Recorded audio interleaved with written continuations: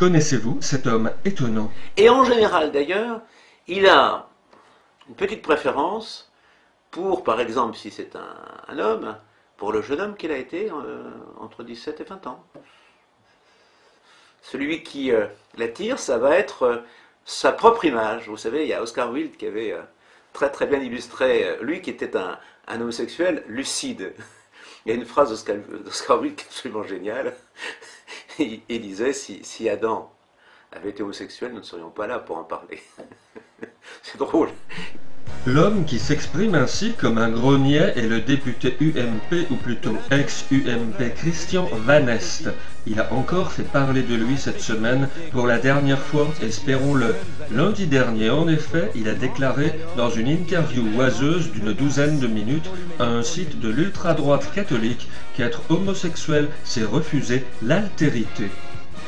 Qu'est-ce que c'est qu'un homosexuel? Souvent, ce n'est pas toujours le cas, il y a beaucoup de formes, mais l'une des formes les plus répandues, en tout cas les plus visibles, c'est le narcissisme. Pourquoi? Parce que dans le fondement même, c'est quoi? C'est je refuse l'autre. Vous savez, pour un homosexuel, c'est quelqu'un qui ne refuse pas quelqu'un qui est de son sexe, mais qui refuse celui qui est de l'autre sexe. Il refuse l'autre. C'est un refus de l'altérité. On l'entend, l'argumentation est confuse, le propos confine à l'idiotie et la grande référence en psycho de l'ex-enseignant pour les lycées techniques du Nord et le curé et psychanalyste de bazar Tony Anatrella, ce qui situe tout de suite le niveau. Mais si l'on fait mine d'admettre les prétentions de Van Est à penser, voire à penser en vrai philosophe, il faut alors lui répondre dans son propre langage, ce que s'est employé à faire Raphaël Enthoven avec une démonstration implacable dans une brillante chronique encore podcastée sur France Culture, reprise en ligne sur le Huffington Post, une chronique dont vous découvrez ici quelques extraits cinglants. Comment répondre à l'amalgame homosexualité-refus de l'altérité? Demande Enthoven. C'est d'abord montrer que Van Est voit un peu facilement de l'identique là où il y a une altérité qu'il ne peut pas déceler. Une altérité qui ne saurait se résumer pour Enthoven de façon simpliste à l'altérité homme-femme, car il en existe bien d'autres. De plus, et au nom de la tolérance qu'il prétend avoir, lui qui dit ne pas refuser l'autre sexe, Van Est ne fait qu'émettre des idées homophobes.